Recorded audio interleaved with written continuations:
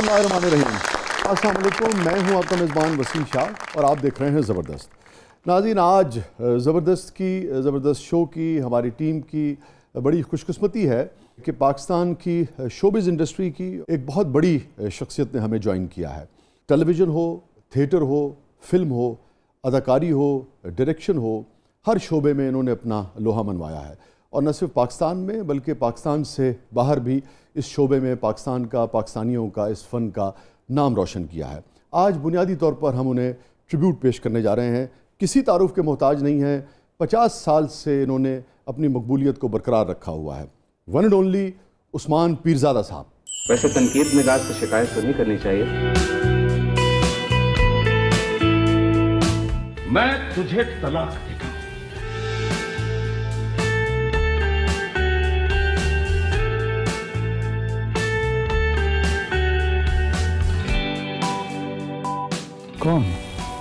कौन जा रहे हैं?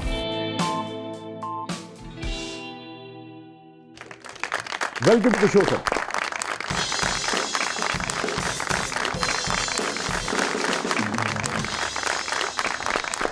Thank you for coming sir.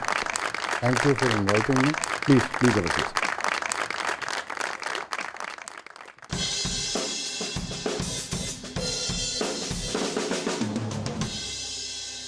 Thank you so much Usman भाई, बहुत बहुत शुक्रिया, आप तशरीफ़ लाए। आपकी मेहरबानी, आपने हमें इनवाइट किया। प्लीज़, कैसी बात करते हैं। आपका आना जो है हमारे लिए बहुत ही बाइस तौक़ीर है और यकीनन आज आपसे बहुत कुछ जानने को और सीखने को मिलेगा। अरे बस क्या कहें कि सीख तो हम अभी खुद ही रहे हैं। अभी भी एक चीज़ तो यही सीखी हमने आप लोगों से कि हमेशा सीखते रहना चाहिए। जी हाँ, क्योंकि सीखने की कोई इंतहा नहीं है। हाँ, किसी भी चीज़ का इल्म आप किसी भी शोबे में हो, जी, कुछ भी कर रहे हो, लामहदूद है। बेशक चीज़ें बदलती चली जा रही हैं। लिटरेचर में ले लें, साइंस में ले लें, अदब में ले लें, आप क्रिएशन में ले लें, क्रिएटिविटी में ले लें, पेंटिंग हो गई, आर्किटेक्चर हो गया, किसी भी जिधर इंसान बेसिकली अल्लाह ताला ने ज़मीन पे इसीलिए उतारा था ना कि जाके क्रिएट करे। जी जी जी, क्रिएट करे, एक्सप्लोर करे। सबसे बड़े क्रिएटर ने इंसान को उतारा था, जो खुदा ताला की अपनी ज़ात सबसे बड़ा क्रिएटर है। यस, कोई शक नहीं। वो मुझे याद आ गया आपकी बात से कि वो शेर था मेरा, जूं जूं हम जानते गए हमने, जूं जूं हम जानते गए हमने, यही जाना कि कुछ भी जाना नहीं। वाह वाह वाह, बहुत शुक्रिया।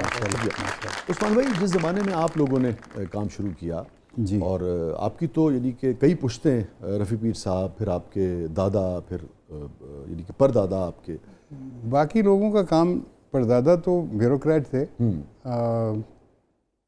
दादा जो हैं वो बैरिस्टर एट लॉ थे। मगर आपके दादा की तो अल्लामा से बहुत करीबी दोस्त थे। They were very close friends.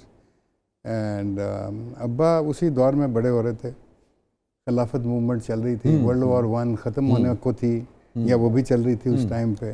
तो ये बड़ा एक हिंदुस्तान में एक वॉलेटाइल मोमेंट था, जिधर बहुत सारी पॉलिटिकल फोर्सेस जो हैं वो इकट्ठी होकर काम कर रही थी।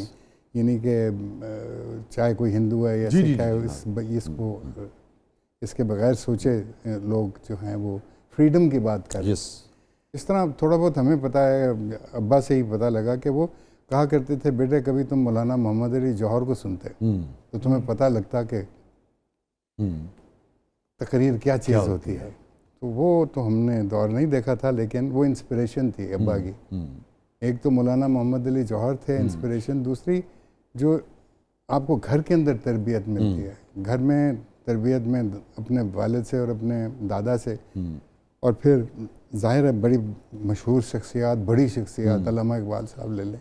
इसीलिए शायद अब्बा जर्मनी जब पढ़ने गए तो वो हाइडलबर्ग यूनिवर्सिटी में फ़िलासफ़ी पढ़ने गए। भेजा तो उनको ऑक्सफोर्ड था पढ़ने, लॉ, वो उसे भाग गए थे बिकॉज उनकी एक वो थी कि मैंने अंग्रेज़ के मुल्क में नहीं पढ़ना। वाह, वाह। तो वो अंग्रेज़ के मुल्क को छोड़कर जर्मनी चले गए, जो वर्ल्ड वॉर 1 के बाद बिल्कुल बर्बाद हो चुका हुआ था, लेकिन यूनिवर्सिटियाँ कायम थी। और दूसरी चीज़ जो वहाँ पे कायम थी वो था लिटरेचर और आर्ट। यानी कि नए थिएटर, ड्रामे की तमाम जो नींहें वहाँ पे रखी जा रही थी। आपकी जो फिल्म है वो सारी उसकी डेवलपमेंट बर्लिन के अंदर शुरू हुई थी, ऊफा स्टूडियोज़ में। दुनिया की पहली आप सोचिए कि जो फीचर फिल्म उसका नाम है डॉक्टर कैलेगरीज कैबिनेट, वो वहीं पे बनी थी ऊफा स्टूडियोज़ में। मेरा बाप उस यूनिट पे काम किया था। अच्छा अच्छा अच्छा अच्छा, वाह, क्या बात है। फ्रिट्ज लैंग, पाकिस्तानियों के लिए भी एक प्राइड। फ्रिट्ज लैंग जो थे वो जिन्होंने पहली साइंस फिक्शन फिल्म बनाई थी, फ्यूचर विजन। तो अब वो दौर सारा गुजार के अब्बा उस दौर में से निकल के उधर वहाँ से पढ़ के बर्तोल ब्रेख्त जिसकी हम बात करते हैं, अब्बा उनके साथ काम करते रहे। ब्रेख्त के साथ जी। और ब्रेख्त के जो उस्ताद थे वो अब्बा के भी उस्ताद थे, मार्क श्राइनहार्ट उनका नाम था। ब्रेख्त तो लिटरेचर का तकरीबन 18 साल की उम्र होगी जब अब्बा वहाँ पे गए थे। तो वापस जब आए तो नाज़ीज़ बरसरे इक़्तिदार आ चुके थे जर्मनी में, और ही वाज मैरिड एंड उनकी एक बेटी थी, एक उनकी वाइफ थी। तो उस दौर में वो बस गस्टापो ने पकड़ लिया उनको एक पॉइंट पे आके। हाँ, और 2 दिन बंद रखने के बाद उनका एक इंटरव्यू हुआ मार्शल गोबल्स के साथ, जो हिटलर का प्रोपेगेंडा चीफ था। गोबल्स। और मसला ये था कि उस टाइम पे एक हमारे हिंदुस्तान के बहुत बड़े लीडर थे सुभाष चंद्र बोस जी। तो सुभाष चंद्र बोस साहब जो हैं, ही हैड जॉइंड हिटलर। ठीक है। उन्होंने हिटलर से रिक्वेस्ट की थी कि वॉइस ऑफ बर्लिन पे एक उर्दू में प्रोग्राम शुरू किया जाए अपराइजिंग के लिए। तो वो टाइम पीरियड अंग्रेज़ों के खिलाफ ना जी, अंग्रेज़ों के खिलाफ एग्जैक्टली। तो अब्बा was the only person at that time from India जो कि वहाँ पे काम कर रहे थे, इसी फील्ड के अंदर काम कर रहे थे, थिएटर में, ड्रामे में, फिल्म में। तो वो उन्होंने उसको उठा लिया और उनको कहा कि जी आपको हम हेड लगा रहे हैं, तो ये आप, माय फादर हेटेड द नाज़ीज़। तो कुछ महीने 2 महीने के बाद वो वहाँ से भाग लिए। कुछ अपनी फैमिली को छुपाया, फैमिली को साथ नहीं ला सकते थे, निगाहें लगी हुई थी। उनके दोस्तों ने गाड़ी के उसमें बोनट नीचे डिक्की के अंदर छुपाया और ऑस्ट्रिया छोड़ गए। ऑस्ट्रिया से वो फिर टर्की आए, टर्की से, और हिटलर की बुनियादी जो पैदाइश है वो ऑस्ट्रिया की है। हाँ जी जी बिल्कुल। उधर से फिर वो वापस आए वतन हिंदुस्तान। अच्छा, मुझे अगर आप मैं एक प्रोसेस को कंक्लूड कर लूँ कि हिंदुस्तान जब वो पहुँचे तो यहाँ जो काम हो रहा था उस वक्त ड्रामे पे और फिल्म पे, हम तकरीबन 200-250 साल पीछे थे उस ज़माने में। और अभी तकसीम नहीं हुई। नहीं, अभी तकसीम नहीं हुई, लेट 30s की बात कर रहा हूँ। गोबल्स के साथ जो उनका मुकालमा रहा है, गुफ्तगू रही, वो कभी उन्होंने शेयर की हो? कोई इतना लंबा चौड़ा तो नहीं किया। अच्छा। उन्होंने कहा कि यही, उन्होंने मुझसे कहा कि भाई तुम्हारे देश में ये अंग्रेज जो उन्होंने एक्सप्लॉइट किया, बाकी हेट्रेड ऑफ द ब्रिटिश। ठीक है, बिकॉज उनको 1 मिनट में पता लग गया कि इसका बैकग्राउंड नहीं हो किया और इसको तो भगाया गया। अब्बा एक्चुअली भगाए गए थे इंडियन से, अदरवाइज ये जेल में होते। यू नो, मेरी 2 दादियाँ थी। एक मेरी दादी पश्तून थी, ठीक है, साउथ वजीरिस्तान से। मेरे वालिद की मदर जो थी, और फिर जो मेरे बाप की मतरई, जिन्होंने से पंजाबी कहने हैं मतरई माँ, वो गोरी थी, अंग्रेज थी। ठीक, उसको हम ग्रैनी कहते थे। ठीक। सो ग्रैनी को कुछ इल्म हो गया, क्योंकि कमिश्नर की बीवी उस ज़माने में उनकी सहेली थी। तो उसने कहा कि तेरा ये जो बेटा है ये अंदर होने लगा, इसका नाम आ गया लिस्ट में। क्योंकि ये वो यंगस्टर्स थे जो मौलाना मोहम्मद अली जौहर जिस वक्त स्पीचें वगैरह, उनके आने से पहले जो शोर मचा के मजमे को एक्साइट करते हैं, जैसे कायद कहते हैं ना, हरावल दस्ता। ये हरावल दस्ते में थे। अब्बा वाज अ हरावल दस्ता at that time period. Usman साहब ये फरमाइए, पाकिस्तान में ख़ास तौर पे कौन सी दिहाई ऐसी है जब लिटरेचर से ड्रामा, फिल्म, थिएटर जो है आपका जुदा होना शुरू हुआ? मैं समझता हूँ कि कभी भी नहीं था इकट्ठा, कभी भी नहीं था। वाह, कभी भी इकट्ठा नहीं था, इकट्ठा कभी भी नहीं था, कभी भी नहीं था, अलहदा। मगर बाद में सवाल होता है कि आप एक जामे तरीके से काम कर रहे हो और अचानक आप एक बीच में दरार आ जाए और आप अलहदा हो जाएं, वो कभी भी नहीं था। ठीक है, मैं अगर मुझे आप इतनी इजाज़त दें सवाल की, मगर इब्तिदा में जो इब्तिदा की फ़िल्में भी हम देखते हैं, सब में नहीं मगर कुछ में, और थिएटर में तो बहुत ज़्यादा हमें लिटरेचर जो है वो गालिब नज़र आता है। जो काम आप लोग किया करते थे, दीगर था, जो इंग्लिश थिएटर था, उर्दू का भी जो थिएटर था, उसमें बड़े बड़े यानी कि इवन जो वेस्ट का लिटरेचर था उसको भी वो करके किया जाता था, it was a very short period of time. Television का भी जो इब्तिदा का आप लोगों का काम था, उसमें भी सारा लिटरेचर, ह्यूमन साइकी, आम आदमी की कहानी, ये अभी आपके जो शॉर्ट्स चले हैं दरिया के और सारे, हमने लियो टॉल्स्टॉय भी किया। जी हाँ, जी हाँ, यू नो। उस ज़माने में हमने ये जो दूसरा आदमी था मेरा सीरियल, वो डेफिनेट मोगे का स्केप गोट था नावल। तीसरा किनारा जो हमने किया वो फाउंटेन हेड था आयन रैंड का। तो उस ज़माने में television was doing these experiment. मैं यही गुजारिश कर रहा हूँ। हाँ, वो एक टाइम पीरियड, छोटा सा टाइम पीरियड आया था। तो अब याद कीजिए कि कहाँ से ये मोड़ आया है जिसमें लिटरेचर हमने काट दिया बिल्कुल। जहाँ पे वल्गैरिटी हमारे साथ एंटर होती है वो ज़्यादा दौर से शुरू होती है। क्योंकि जब आप चीज़ें सुप्रेस करते हैं ना, आप कहते हैं कि आप ये कह सकते हो, ये नहीं कह सकते, सिर्फ ये कह सकते हो। जब ये नहीं कह सकते हो तो फिर एंड में रह क्या गया आपके पास? बड़ी हक़ कहता है कि जब सप्रेस किया जा रहा हो, जब जबर का दौर हो, तो फिर आप इश्तिहारों में बात करते हैं और इश्तिहारों से काम लेते हैं और उससे और बड़ा लिटरेचर पैदा होता है। ये ब्रेख्त कहता है। यहाँ पे अनफॉर्चुनेटली नहीं हुआ। ओके, वो वाला काम नहीं हुआ। सरेंडर कर दिया हमने सरेंडर कर दिया शायद। आपको चीज़ें मिलती हैं बिल्कुल अनजॉइंटली। हाँ, वो जॉइंट नहीं है। हाँ, ठीक है। वो लोग इकट्ठे नहीं हैं, वो इंडिविजुअली कहीं जस्ता कहीं जो ये मरते चले गए बेचारे हमारे वो वाले स्टॉलवर्ड्स जो थे। तो हम बिल्कुल बांझ होना शुरू हो गए, हमारी सोसाइटी बांझ होना शुरू हो गई। लेकिन एक ही टाइम पे फैज साहब हैं, मुनीर नियाजी साहब हैं, नासिर काज़मी साहब हैं, मंटो साहब हैं, पतरस बुखारी साहब हैं, यू नो, जो नर्चर कर रहे हैं इस वर्ड। इधर भी बेदी रशीद अहमद साहब हैं, जो जावेद जब्बार साहब के फादर इन लॉ हैं। ये जन्नात हैं लिटरेचर के, यू नो, जिन्होंने आबियारी की, जिन्होंने लोगों को हेल्प किया, जिन्होंने लोगों को प्रोपेल किया, जिन्होंने लोगों को धक्का दिया कि नहीं ये रास्ता है जाने का, यहाँ पे आओ। वो अचानक एक ही घम में ख़त्म हो गया सारा कुछ। एटलीस्ट उस्मान साहब क्या आबियारी हुई? अगर इतने बड़े लोगों के होते हुए भी उन जैसे 50% भी बाद में और 50% तादाद में भी, मिकदार में भी, मयार में भी अगर हम पैदा नहीं कर सके तो क्यों नहीं कर सके? मुझे आप इसका सवाल का खुद जवाब दें, because you are a part of that situation कि आपके दौर में इस तरह के लोग क्यों ना पैदा हो गए? क्यों मुनीर नियाज़ी नहीं आया एक? क्यों फैज़ दूसरा नहीं आया? क्यों नासिर काज़मी नहीं आया हमारे पास? क्यों मंटो जैसा लिखने वाला नहीं आया? पूरे हिंदुस्तान में मंटो के ऊपर अगर मुकदमे हुए हैं तो इसी शहर में हुए, लाहौर में, और कहीं नहीं हुए। और हमारे बड़े बड़े अदीबों ने साथ नहीं दिया था उस वक्त। बिल्कुल। मैं अब किनका नाम लूँ? मैंने उनका, इन बड़े लोगों में नाम भी नहीं लिया उनका, अगर आप जानते हैं जिसकी मैं बात कर रहा हूँ। हम ब्रेक पे चले जाएं वरना बहुत सारे बड़े लोग छोटे हो जाएंगे।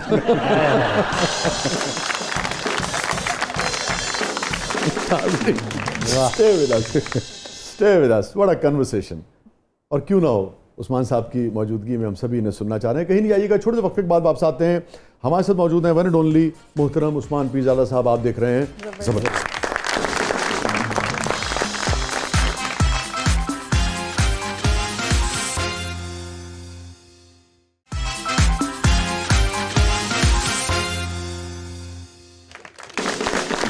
वेलकम बैक नाज़रीन। ज़बरदस्त में एक बार फिर खुशामदीद। और उस्मान भाई, हमारा सेगमेंट है जिसका नाम है ब्रेथलेस 2020।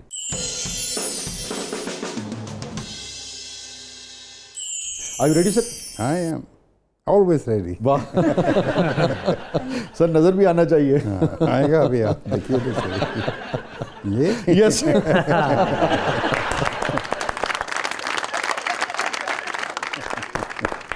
ये बताइए, हसीन और ग्रेसफुली एज कैसे करते हैं? कोई नुस्खा है?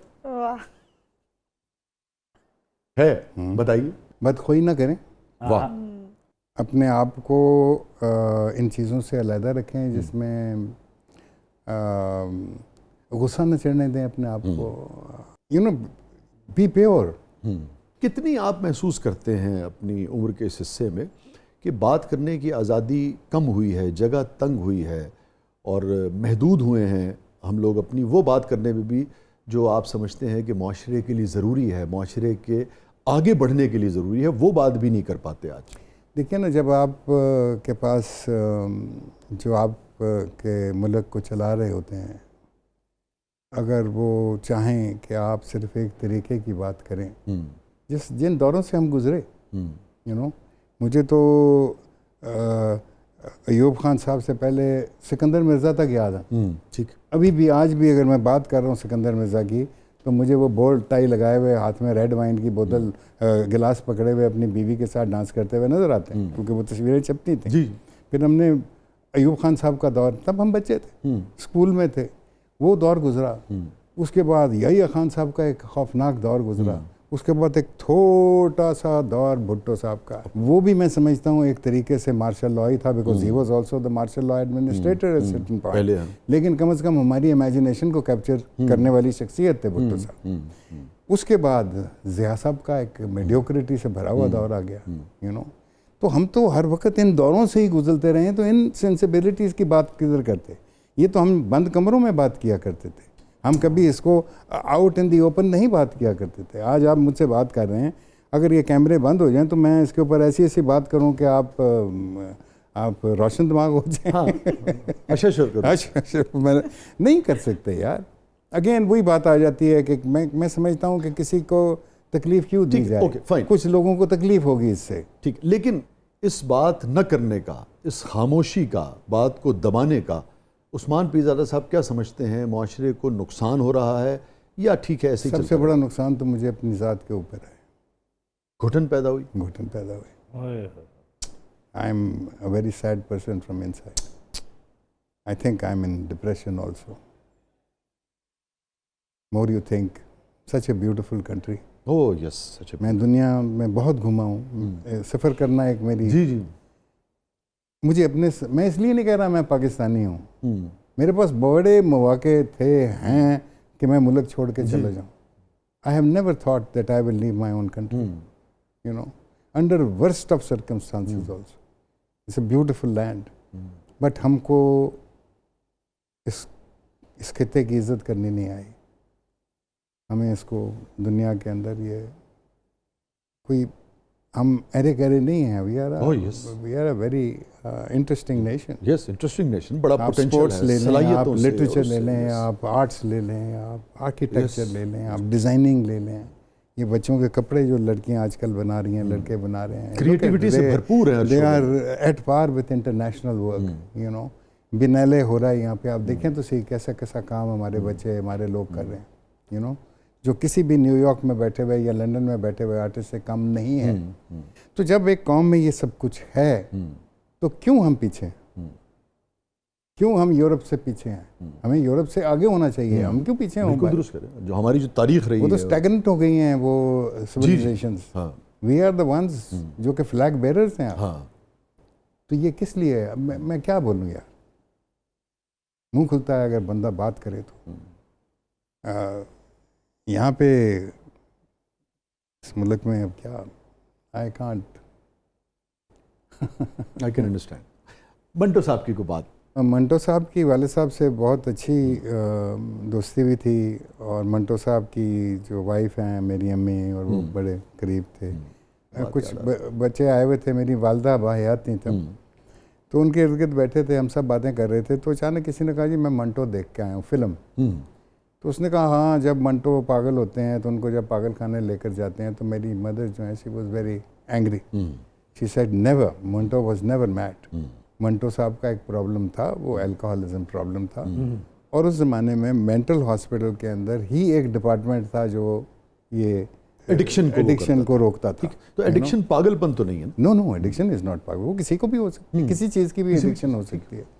तो उनका प्रॉब्लम था, उनका सबसे बड़ी, मंटो साहब की मैं समझता हूँ, जो हमने पढ़ा थोड़ा बहुत उनकी सबसे बड़ी ट्रेजेडी पार्टीशन थी। हाँ, वो जो तो मुल्क का बटवारा हुआ, उसने उस शख्स का भी बटवारा, उसके जहन का बटवारा, उसके जिस्म का बटवारा। वही कैफियत थी जो टोपा टेक सिंह की, थी। वो असल हकीकत थी, ठीक, यू नो। और वो बेशुमार लोगों के साथ हुआ, बेशुमार लोगों के साथ। वो जैसे खला से नहीं गिरता आदमी, कुछ समझ नहीं आती कहाँ है, गिर कहाँ रहा है, जब गिरता तो समझ नहीं आती किस जगह पड़ा हूँ, कहाँ नहीं। सिर्फ उनके साथ नहीं, ये बहुत सारे उस ज़माने में जो इतनी बड़ी नकल मकानी हुई है। मुझे नहीं इल्म कि हमारे लोगों को ये इल्म था, हमारे बड़े बुज़ुर्गों को जिन्होंने पाकिस्तान बनाया या हिंदुस्तान बनाया, गांधी हो गए, जिन्ना साहब हो गए, नेहरू हो गए, I don't think they realised कि इसमें नकल मकानी भी होगी। नकल मकानी का कोई पैराहा नहीं था इस पार्टीशन में। वो कि जो जिधर है वो उधर ही रहेगा। और दूसरे ये था कि जैसे कनाडा और अमेरिका के ताल्लुकात हैं इस किस्म के जी friendly किस्म के this is what partition was in design. लेकिन जो इंसान को इंसान ने मारा, पंजाब के अंदर सबसे बड़ा खून रेजी हुई।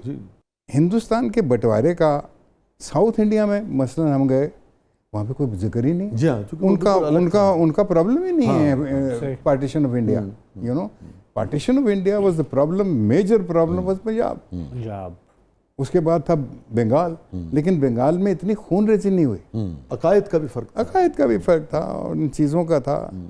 जैसे मंटू साहब के भी बहुत सारे अफसाने, गुलजार साहब के भी बहुत सारे इस पे हैं कि वो, जैसे मंटू साहब का एक अफसाना है कि मेरा हाफजा ठीक काम कर रहा है, कि वो दोनों को ये पता नहीं है कि वो किस रिलीजन से हैं, और दोनों इस उसमें है कि ये कहीं मुझे ना मार दे और ये मुझे ना मार दे, और दोनों एक ही रिलीजन से होते हैं और एक दूसरे को मार देते हैं।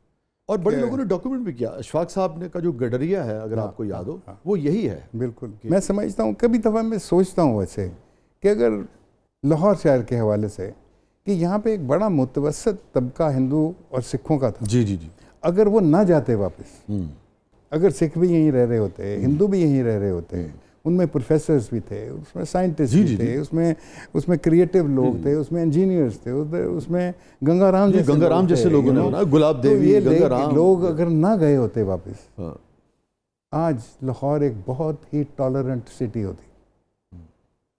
और मुस्लिम रियासत में भी सब रहते थे। उस्मान साहब, आपको क्या लगता है, कॉन्फ्लिक्ट रेजोल्यूशन नहीं आता हमें? इंसान को कॉन्फ्लिक्ट रेजोल्यूशन कि बड़ी बड़ी थ्योरियाँ हम बनाते रहे हैं, कॉन्फ्लिक्ट के बड़े बड़े चीज़ें हुई, लेकिन ये कॉन्फ्लिक्ट जब तक इंसान बनी ना, इंसान जिंदा है ना, ये कॉन्फ्लिक्ट ख़त्म नहीं हो सकता। एग्री सर, मैं ये नहीं कह रहा। दो जंगें लड़ी, अजीम जंगें, आज पूरा यूरोप एक हो गया, आप एक तरफ से चलना शुरू करें और दूसरी तरफ, ठीक है ना। मैं सिर्फ कहना चाह रहा हूँ कि उन्होंने अपने दिलों में अपने जो गिले शिकवे थे वो रखते हुए को एग्जिस्टेंस जो है वो सीखी है। हम अपने मुल्क के अंदर भी हम कॉन्फ्लिक्ट को रिजॉल्व नहीं कर पाते हैं और बहुत लंबा चलाते हैं उसे, यहाँ तक कि हालात का जबर हमें मजबूर न कर दे कि कोई एक ख़त्म हो जाए। देखिए ना, यहाँ पे हम अजीब व गरीब हो जाते हैं।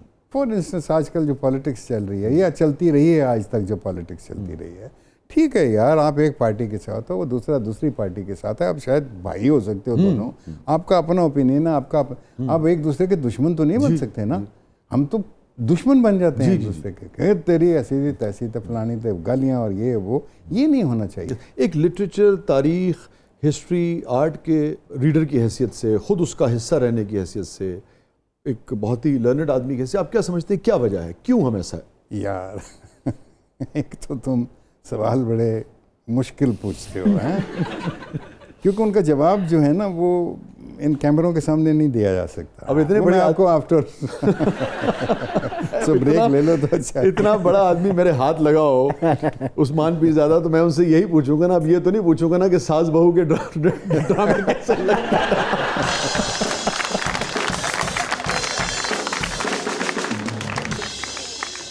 नाज़रीन, स्टे विद अस, कहीं नहीं जाइएगा, छोटे से वक्फे के बाद वापस आते हैं। हमारे साथ मौजूद हैं वन एंड ओनली मोहतरम उस्मान पीरज़ादा साहब, आप देख रहे हैं ज़बरदस्त।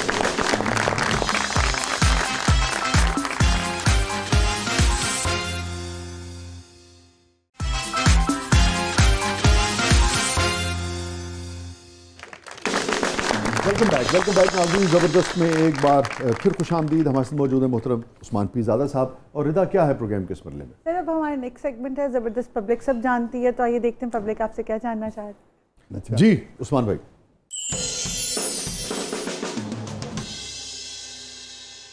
मेरा उस्मान साहब से ये सवाल है कि एक मुद्दत से हम आपको अमीर आदमी के रोल में देखते रहे हैं, अब हमें स्क्रीन पर एक आम आदमी का किरदार क्यों नहीं नजर आ रहा?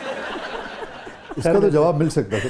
हाँ, मतलब आम आदमी का भी हमने किया है। अब हम क्या कर सकते हैं अगर लोग ये वाला, जिस तरह अगर आप दरिया मेरा सीरियल देखें, हाँ हमने शॉर्ट्स भी उसके लगाए। हाँ, आप दरिया देखें, इस तरह के बहुत सारे हमने किए हैं। कट गए उस्मान भाई आप आम आदमी से पिछले को 20 साल से। वाकई से शायद, आई डोंट नो, ये कोई वो अरबपति बिजनेसमैन का रोल को लिखता है तो सबसे पहले आपका नाम लिखा जाएगा। देखिए वो पाटे खान वाले उस्मान, वो टॉल्स्टॉय वाले उस्मान। सिगार में वैसे ही पीता हूँ, अपने शौक में पीता हूँ, वो भी एक कैरेक्टरिस्टिक बन गया। और फिर बहुत सारे हमारे और हम सर दोस्तों ने भी सीन्स में सिगार पीना शुरू किया। तो अब क्या करें कि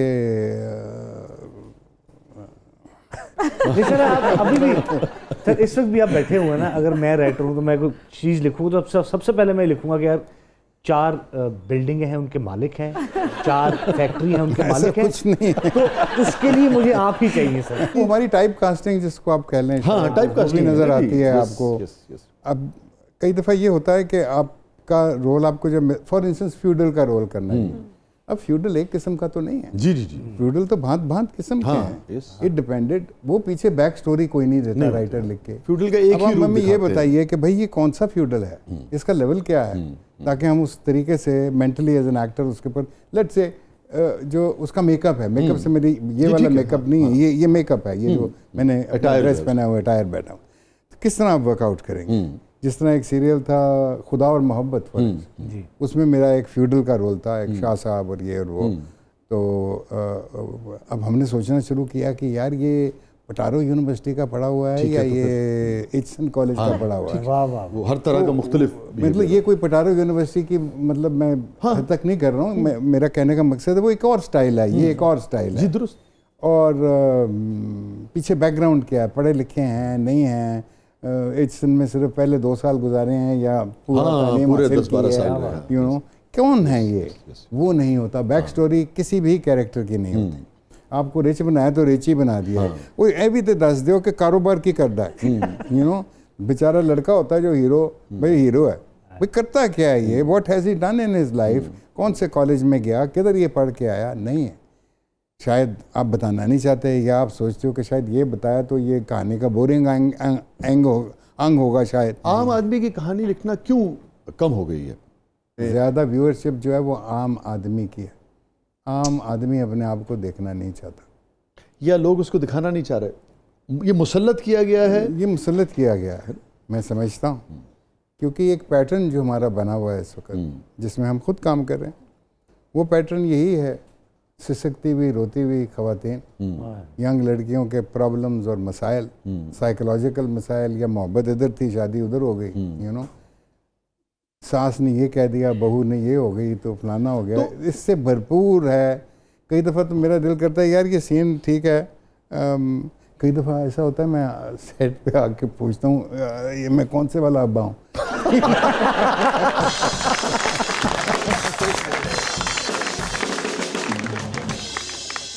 मुझे ये फरमाइए, सोफिया आपने किया था, सोफिया में समीना थी ना जी।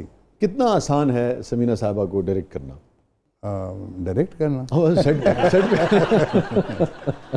नहीं, वो सेंसिटिव हैं, बहुत सेंसिटिव इन द सेंस वो अपना कैरेक्टर जो कर रही होती हैं उस ज़माने में, हाँ, जो कर रही हैं शूटिंग, हाँ, उसको वो घर ले आती हैं, मैं उस कैरेक्टर को वहाँ पे छोड़ के आता हूँ। ठीक है। एक तो ये डिफरेंस। सो एंड माशाल्लाह she is a highly talented actor and she is a actor of the mind, you know. हम सारे माइंड के एक्टर्स हैं, मतलब सोचना है वो बहुत ज़रूरी है, सोच के अपने ऊपर तारी करना है वो भी ज़रूरी है। तो समीना जब घर ले आती हैं कैरेक्टर, उसके फिर हमें छुपना पड़ता है। अगर कैरेक्टर गलत हो तो मुसीबत पड़ जाती है। तो कर्ब के दिनों में तो बड़ी मुश्किल हुई होगी आपको? हाँ, नहीं, कर्ब का बड़ा इंटरेस्टिंग था, बिकॉज कर्ब वाज रियल स्टोरी। हाँ, this actually happened with Samina की एक बहुत करीबी दोस्त थी, उनके साथ ये सारा वकूआ हुआ था कि उन्होंने एक रिफ्यूज दी एक बच्ची को, और किस तरह उस बच्ची ने उसका पूरा घर टेक ओवर कर दिया, और फिर उसने खुद हालात को देखते हुए और अपने ख़ानदान को एक रखते हुए उसने खुद अपने मियाँ की शादी उस लड़की से की। ये really it happened. Dennis Isaac को पेशावर से बुलाया गया। क्या कह रहे हैं? डेनिस साहब के साथ हमने उससे पहले काम किया था। अगेन स्क्रिप्ट की बात आती है कि मुझे एक फ़ोन आया पेशावर से तारिक सईद साहब का, मेरी मुलाकात उनसे नहीं थी पहले, मैं नाम सुना हुआ था। तारिक सईद साहब ने वो किया था ना करोबी, उसी की मैं बात करने लगा। तो मुझे कहा कि जी ये हम कर रहे हैं, तो अब टीवी आपको अफोर्ड नहीं कर सकता फ्रैंकली स्पीकिंग, इधर से आप पेशावर जाएं, 15 दिन फिर 15 दिन फिर 15 दिन, तो क्या यार किस तरह मैनेज किस तरह करेंगे इसको। तो मैंने रिफ्यूज़ कर दिया। कुछ देर बाद मुझे शाम तक डेनिस आइजक का फ़ोन आ गया। डेनिस से मेरी थोड़ी सी मुलाकात पहले थी। उसने कहा उस्मान साहब एक काम कर लीजिए, ना करें सीरियल, ये मेरा बड़ा प्यारा सीरियल है जो मैंने लिखा है, और जब मैं लिख रहा था आप दोनों मेरे जहन में थे। आप कम से कम इसको पढ़ लें, पढ़ के मुझे हिदायत करें कि कैसा मैंने लिखा है। रात को मैंने बैठ के सुबह 4 बजे तक उस स्क्रिप्ट को ख़त्म किया। उसके बाद हम गिर चुके। क्या कहानी थी जी? क्या We had to Tariq do it. साहब ने और आप सब ने? उसके बाद मैंने समीना को पढ़ाया, हम फिर वी डिड दैट। अब आप सोचिए कि जब वो ख़त्म हुआ तो मेरी जेब से उस ज़माने में कोई 2.5-3 लाख रुपए लग चुके थे। I paid from my own pocket, क्योंकि वहाँ जाना, बिकॉज हाँ पीटीवी के पास बजट नहीं ना होते थे, यस। उनके पास ठहराने तक का तो बजट नहीं होता था। क्या करते वो, यू सी। 7 करोगी के लिए आपको, समीना जी को, तारिक भाई को, तारिक सईद साहब को, डेनिस साहब को। डेनिस साहब तो चले गए दुनिया से, मगर बहरहाल देखिए लोगों का काम रह जाता है। उस तरीके के जो कैरेक्टर्स अब नहीं मैसर, यू सी। जिस तरह दरिया के अंदर असगर नदीम सैयद का पहला ऑलमोस्ट फर्स्ट, जी बिल्कुल ही पहला ही था, उनकी पहचान बना। था भी 25 मिनट वाला, उसमें हमारी तलाक भी करा दी गई। जी जी जी, हाँ, वो तो बड़ा उस जमाने का मशहूर तरीन वाक़या था। मैं तुझे तलाक देता हूँ, तुझे तलाक देता हूँ, मैं तलाक देता हूँ। उस जमाने में we used to get some very interesting scripts also. That is not true कि भाई, लेकिन अब क्योंकि काम इतना वसी हो गया तो उस वसी काम में जो अच्छा स्क्रिप्ट है वो कम हो गए हैं, बहुत कम हो गए। अच्छा फरमाइए, जब ये वाक़या हुआ था दरिया वाला, और वो हर तरफ, हर अखबार में, हर उसमें, और ये आपकी अपनी ज़ाती जो निजी ज़िंदगी थी उसके ऊपर उसके क्या असरात पड़े? क्योंकि बहुत मेरे ख्याल में पहले तो हमने एज अ कॉमेडी लिया उसको कि ये क्या, शुरू में ये क्या बकवास है, यू नो, ठीक है, ड्रामा है, ये क्या स्टूपिडिटी है, यू नो। उसके बाद वो कंट्रोवर्सी बढ़ती चली गई, यहाँ तक बढ़ गई कि वो बेनज़ीर साहिबा की डॉटर ऑफ द ईस्ट के एक चैप्टर के अंदर इसके ऊपर मेंशन है, आधा चैप्टर इसके ऊपर है, मशरिक़ की और उसके बाद ये दुनिया भर के अखबारों में छपी। जिस तरह मेरे पास उस ज़माने में कलेक्शन थी, दोस्त भेजा करते थे, फिजी आइलैंड के अखबार में छपी। इस तरह की न्यूज़ थी कि जिस तरह किसी देश के अंदर 3 सरों वाला बैल पैदा हो गया, यू नो, एक अजीबो-गरीब, दिस इज रिडिकुलस कि एक एक्टर जो है वो डिवोर्स दे रहा है ड्रामे में, तो दैट मीन्स कि if you have killed somebody you should be hung, you know, आपको फांसी ला दे, फांसी ला दे, कहने फलाने ने मारिया। कब आपको एहसास हुआ कि ये सीरियस हो गया मामला? आहिस्ता फिर वो सीरियस होना शुरू हुआ मामला। हमारी वालदा ने, उस समीना की वालदा ने, भाई ये क्या बकवास हो रही है। फिर ये बात नहीं थी कि बहुत सारे मौलाना हजरात, हमारे दीन के बहुत उम्दा लोग, दे वर ऑन आवर साइड। और साइड क्या कि एक साइड की बात तो हो रही थी, एक इस तशरीह दीन के मुताबिक ही होगी, इसको तशरीह किस तरह किया जाएगा, कॉनोटेशन क्या होगी, तो उसके ऊपर बहुत सारे मौलाना हजरात जो वो हमारे फेवर में थे, उन्होंने कहा बिल्कुल ठीक कह रहे हैं, ये किस तरह तलाक हो सकती है, तमसील है, ये तो तमसील है, इसमें ऐसी चीज़ नहीं है। फिर वो आहिस्ता आहिस्ता इवेंचुअली एक दिन उन्होंने मुझे, मैं उनका जिक्र नहीं करना चाहता, जिन्होंने ये दिया था फतवा, तो अच्छे इंसान थे वो, मैं तो जानता नहीं था, कभी मिला नहीं था, उनके मैसेजेस आना शुरू हुए कि आप आके मिलो। अच्छा, तो मैं थोड़ा सा, जिस तरह बंदा उस ज़माने में इमोशनल होता है, मैं कहा मैं क्यों मिलूँ, यू नो। तो एक दिन पीटीवी में ही मैं, इसी सीरियल के आखिरी शॉट्स, हम आखिरी शूटिंग्स चल रही थी, तो इसमें मेरा फेस डार्क थोड़ा सा हम करते थे, ब्राउन कर सहरा की वजह से, और फिर मूंछ थी। तो मैं निकल के मेकअप रूम से फ्लोर पे जा रहा था, तो हमारे मलिक एक थे प्रोड्यूसर जो इस्लामी प्रोग्राम किया करते थे, वो मेरा हाथ पकड़ के 1 मिनट आओ कमरे में, गल करनी है, दरवाज़ा खोल के अंदर ले गए। तो वो मौलाना साहब सामने बैठे थे जिन्होंने ये फतवा दिया था। तो मैं तब भी नहीं पहचाना कि ये वो वाले हैं। तो जब बात शुरू हुई तो फिर उन्होंने कहा, बेटा मैंने तुम्हें बड़ी दफ़ा बुलाया है, ये है हमारा मकसद किसी को तकलीफ़ देना नहीं है, फलाना, आप बस एक कागज़ पे लिख के दे दो कि आपका ये मंशा नहीं थी, आपका ये कहने का मकसद नहीं था, ये इस तरह। तो हम कहेंगे रजू हो गया। अब हमें तो ये टर्म्स भी नहीं समझ में आती हैं, रजू या फलाना। रजू का तो मतलब ये है ना कि तलाक हो गई और उसके बाद दोबारा वापस हो गया। तो मैं वैसे भी, हम यंग थे, इमोशनल थे, मैंने कहा जी मैं क्यों लिखूं, मेरा मतलब है कि मैं तो सोच भी नहीं सकता, मतलब ये why should I right this kind of a thing. खैर जी, दूसरे दिन मौलाना साहब ने एक न्यूज़पेपर में छापा अपना बयान, उन्होंने कहा कि उस्मान साहब मेरे पास आए, उन्होंने अपना मुद्दा बयान किया।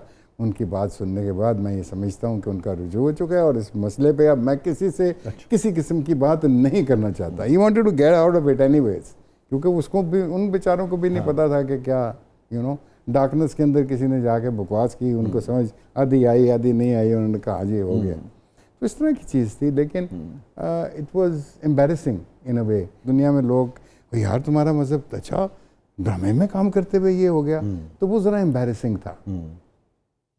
दोबारा आपने फिर ड्रामे में तलाक तो नहीं दी होगी? नहीं, कोशिश की किसी और को देने की।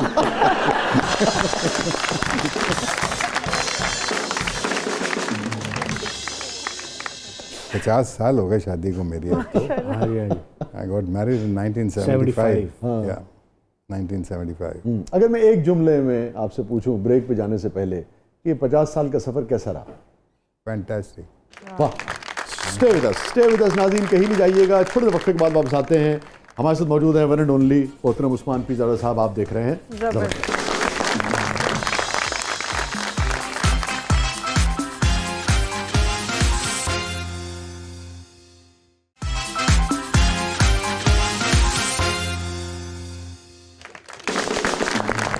वेलकम बैक नाज़रीन। ज़बरदस्त में एक बार फिर खुशामदीद। और हमारे साथ मौजूद है मोहतरम उस्मान पीरजादा साहब। और रिदा, आप कुछ पूछना चाह रही थी? जी बिल्कुल, मैं पूछना रही थी सर, अभी आपने ब्रेक पे जाने से पहले बात की जो 50 साल का सफ़र था बड़ा फंटेस्टिक रहा है, तो हमेशा से फंटेस्टिक ही रहा है? देखिए, वी वर वेरी यंग। हाँ। हम बहुत छोटी उम्र में हमारी शादी हुई। समीना 17-18 साल की थी, मैं 20-21 साल का था। तो हम इकट्ठे बड़े हुए हैं। That is the most important thing. So we have grown up together and like friends. और एक और चीज़ जो हमारी ज़िंदगी में हुई, 12 साल तक हमारी औलाद नहीं थी। सो 12 साल हमें एक दूसरे को जानने में, परखने में लगे। होता ये है कि शादी होती है, यंग कपल इमीडिएटली बेबी आ जाता है। बेबी जो है उसकी अपनी लॉजिस्टिक्स, वो अपना इमोशन लेके आता है, वो अपना सारा, वो बड़ा, उसको टाइम चाहिए आपसे। तो वो आपकी ज़िंदगियाँ एकदम से बदलनी शुरू हो जाती है। इवन उस्मान भाई, ये खुद एक सब्जेक्ट है, चूँकि औरत की तवज्जो फिर उधर बहुत होती है। हमारे यहाँ चूँकि एक तासुर है कि सारा काम उसने करना होता है। मर्द को लगता है उसकी तवज्जो और उसके ऊपर जो अब्रे करम था वो ज़रा कम हो गया, उससे भी बड़े मसाइल। मैं और समीना दोनों वर्किंग पेरेंट्स थे, we were working both of us. तो I think in that aspect हर इंसान की ज़िंदगी में सैड मोमेंट्स भी आते हैं, फ्रस्ट्रेशन के मोमेंट्स भी आते हैं, एंगर के मोमेंट्स भी आते हैं, लेकिन कभी भी आप उस हद को क्रॉस नहीं करते। वाह, आप उस हद के अंदर रहते हो। If you want to carry on the relationship of marriage, you know, हमने एक दूसरे को फ्रीडम भी दिया, you see, कि आपकी किसी भी तरीके से स्पिरिट जो है वो किल ना हो, ठीक, you know. Samina gave me lot of space, you know. मैं बिदक भी सकता था, you know. She could have done, because I gave her all. Who am I?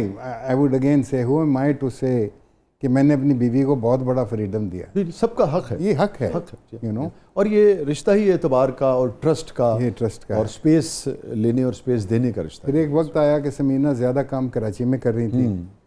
Very few people understand and know, क्योंकि मैं ज़्यादा इधर कोई प्योर आर्ट के अंदर लगा हुआ था, फेस्टिवल, वर्ल्ड परफॉर्मिंग, जो कि जिसमें बहुत ज़्यादा मेरा वो लगता था। समीना मेरी मेहनत कर बैठी कि सिर्फ 1 साल 1.5 साल कराची लगा लें। सो नहीं किया, क्योंकि कर नहीं सके, सेक्रीफाइस थी वो इन अ वे। तो जो समीना ने दिन रात वहाँ पे काम किया, इसलिए किया कि हमारी बच्चियाँ पढ़ रही थी कनाडा में।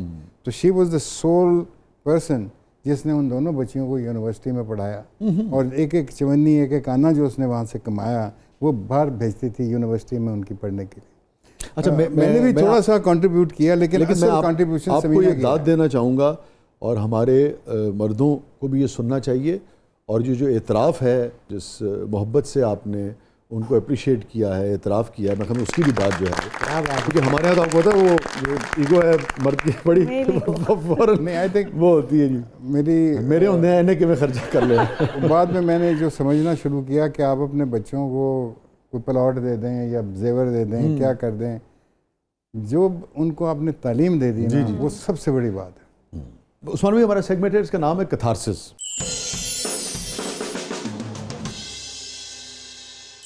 Are you ready sir? या so any regret in life? मुझे शायद एक रिग्रेट हो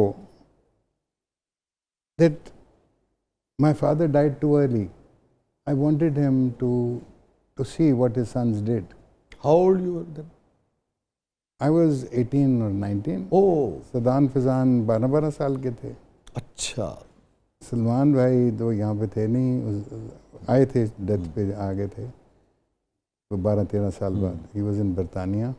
दूसरा रिग्रेट ये था कि मैंने उसको टाइम क्यों नहीं दिया. जब ये तक था. वो थे. हाँ, मतलब सीखा सब, मतलब बहुत कुछ सीखा उनसे. मतलब हम एक प्ले कर रहे थे फॉर इंस्टेंस, हाँ. तो उसमें हंसना था. हाँ. उस प्ले में सरमत सबाई का डार्क रूम. ठीक है, डार्क रूम. हाँ, उसमें एक मोमेंट आता है जिससे जो मैं कैरेक्टर प्ले कर रहा हूँ वो एक पार्टी से ड्रंक आता है, नीज एन एंगर, और फिर वो कुत्ते की तरह भौंकता भी है और वो फिर हंसता है, यू नो. तो वो हिस्टेरिकल हंसी नहीं हंसी जा रही थी. तो मैंने डरते खोखली हंसी है. 2 दिन सोचा पहले कि अब्बा से किस तरह पूछूं. फिर वो लाइब्रेरी में बैठे हुए थे, मैं गया, मैंने जाके उनसे कहा कि जी मेरा ये प्रॉब्लम है, तो मुझे समझाएं. मैंने किस तरह ये करूं. 1.5-2 घंटे का लेक्चर है सिर्फ लाफ्टर के ऊपर. उंगली में उठाई होती थी जिस तरह म्यूजिक डायरेक्टर की स्टिक नहीं होती. Now you see it will start from here.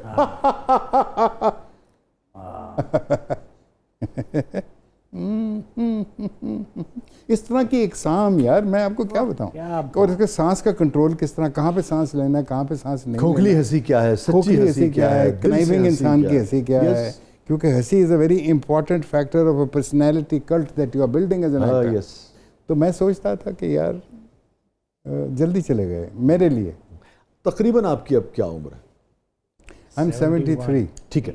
तो मैं इसलिए पूछ रहा हूँ कि बड़ी दिलचस्प बात है. एक आदमी जो इतना लर्नड है, ज़िंदगी का शऊर है, ज़िंदगी की हकीकतों का लाज बात है, इदराक बहुत होता है जब आदमी ज़्यादा पढ़ता है, मगर उसके बावजूद भी 17-18 साल के नौजवान का वो जो रिग्रेट है वो निकला नहीं कि मैं अपने वालिद के साथ ज़्यादा वक्त गुजारता. आज क्योंकि उसकी एक वजह है. 50 साल के बाद भी आपको वो याद है. मैंने कभी नहीं बताया ये किसी को. मेरे बाप का आखिरी फिक्रा जो उन्होंने बोला था व्हेन बिफोर ही डाइड. जी. इमरान मेरे छोटे भाई साथ बैठे थे उस वक्त. सबसे पहले तो उन्होंने एक उसको जोक सुनाया. Really? ने, हाँ. He laughed and then he started looking up. और फिर उन्होंने बाबुलंद आवाज में कहा कि हमें अभी क्यों बुला रहे हो, अभी तो हमने सीखा है. ये कि why are you calling me right now, अभी तो मैं सीखे है यार. आपका आखिरी मुकालमा क्या हुआ था रफ़ी साहब से, पिज़ार साहब से? मेरा तो वही हुआ था शराब के हवाले से. वो जो जी हाँ बात हो रही थी. ठीक. मैंने पूछा कि भाई क्योंकि इतने हम असर उनके पिया भी करते थे, वो दौर भी ऐसा था, ओपन दौर था, बार्स वगैरह कुछ ऐसा मसला नहीं था. तो मैंने उनसे पूछा कि अब्बा आपने कभी शराब पी है? तो उन्होंने मुझे देख के मुस्कुराया, कहने लगे ये सवाल क्यों पूछ रहे हो? मैंने कहा इसलिए कि वाले जब पीता है तो घर में शराब की बोतल कहीं ना कहीं तो होगी, यू नो. हमारे बहुत सारे दोस्त अपने अब्बों की चुरा के पी जाया करते थे उस ज़माने में. तो उन्होंने कहा नहीं बेटे हमको इसके साथ इतना शगफ नहीं रहा. ये एग्जैक्ट वर्ड उन्होंने बोला. शगफ नहीं. मैंने कहा क्यों नहीं, एक मॉडर्न फैमिली का इंसान बर्लिन के अंदर बड़ा हुआ तो शगफ ही नहीं है. तो कहने लगे बेटे शायद हम में अपनी ज़ात का इतना नशा था कि इसकी ज़रूरत नहीं पड़ी. तब समझ में नहीं आया कि ज़ात का नशा क्या होता है. ज़ात का नशा अब पता लगता है. मैं अगर आप इजाज़त दें एक शेर पेश करूँ जी. मैं इसलिए शराब की जानिब नहीं गया, मैं इसलिए शराब की जानिब नहीं गया, पोशीदा एक कैद भी थी इस फरार में.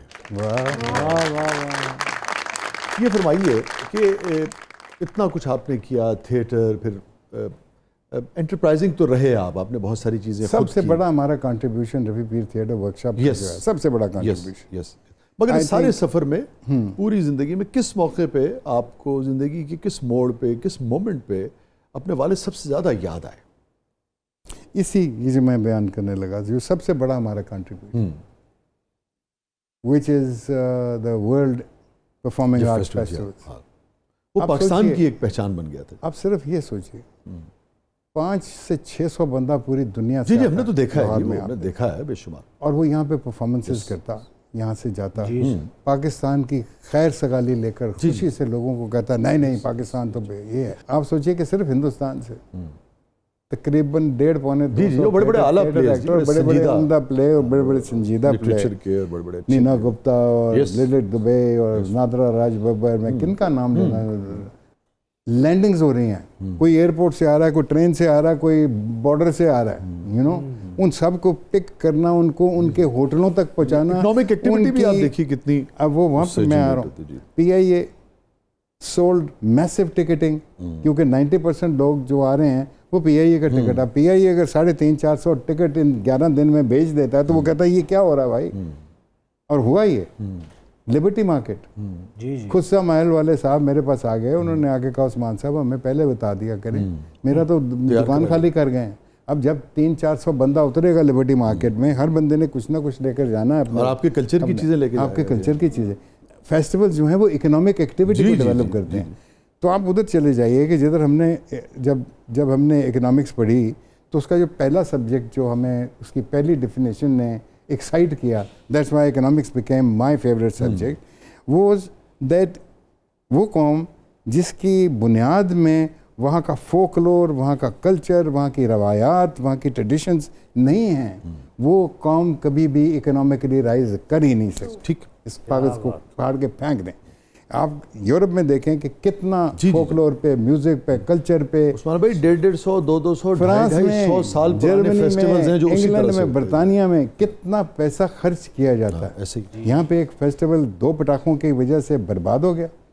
हुकूमत को कह के मैं थक गया।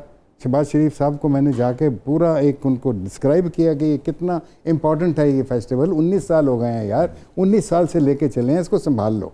2-3 साल के बाद यही मल्टीनेशनल फिर वापस आ जाएगी। अभी डर के भाग गए हैं कि हमारे अगर बम चला तो हमारे नाम पे भी बम चलेगा। लेकिन ये अपनी प्रायोरिटीज़ होती हैं। आई डोंट नो, उनकी अपनी प्रायोरिटीज़ थी। आप अपने वालिद का भी कुछ से लिंक, कुछ जिक्र कर रहे थे। जी, मैं कह रहा था कि अगर वो होते तो वो कितना खुश होते। अगर वो तब होते तो हो सकता है इसकी कोई और डिमेंशन हम निकाल लेते। उस्मान पीरज़ादा साहब की ज़िंदगी का सबसे गमगीन लम्हा? जब मेरे छोटे भाई की डेथ हुई। ओह, फैज़ान साहब, वो मेरे लिए बड़ा ही, क्योंकि पहली डेथ थी अब्बा के बाद, और उस डेथ सुबह 4 बजे हम उसकी डेड बॉडी लाए और मेरी माँ जिंदा थी। सब भाइयों ने मुझे कहा कि अब आपने वालदा को बताना है कि भाई मर गया। मैं समझता हूँ कि उससे खौफनाक लम्हा नहीं हो सकता जब मुझे अपनी वालदा को ये बताना पड़ा, किसी जो उस वक़्त 92 साल की थी हमें, तो मुझे बताना पड़ा कि मामा आपका छोटा बेटा।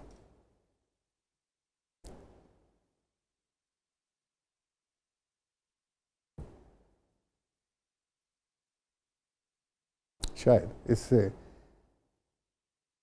इससे ज़्यादा मैं समझता हूँ कि ट्रेजिक चीज़ मेरी ज़िंदगी से नहीं गुजरी। किसी की भी ज़िंदगी में उस्मान भाई, तो अस्तगफुरुल्लाह, अल्लाह ताला। और छोटा भाई यार, गोद में खिलाया। जी,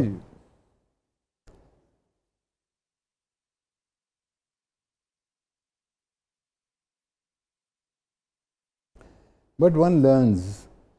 इस हादसे ने तब्दील कर दिया आपको? हाँ, एक तरीके से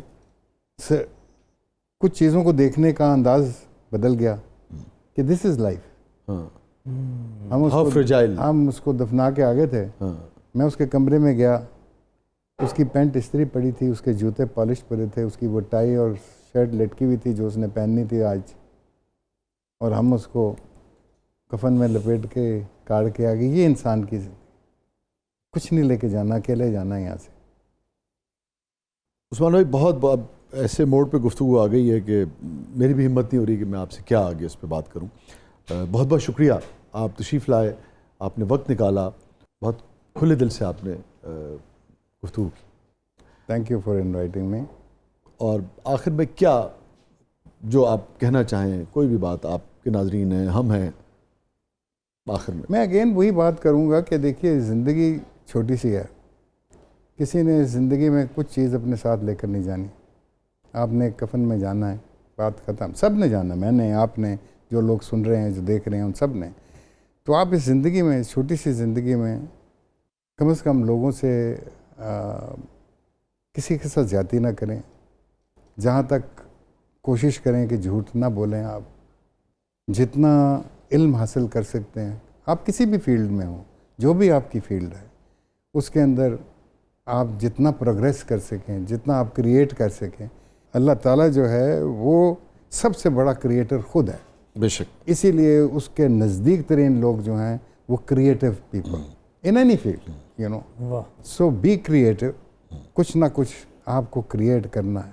चाहे आप एक उम्दा तरीन चटनी बनाना करें कि भैया देखो जी, मैं इस तरह करके ऐसा करके ये मेरी पेशकश। क्या अच्छे,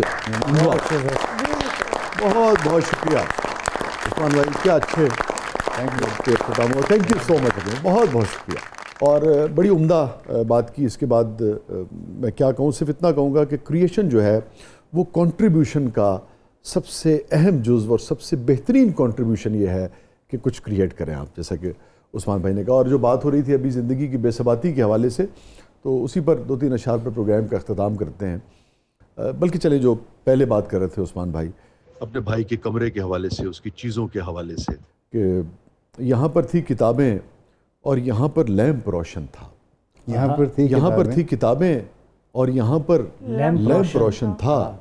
तेरा कमरा अभी तक मुँह ज़ुबानी याद है हमको।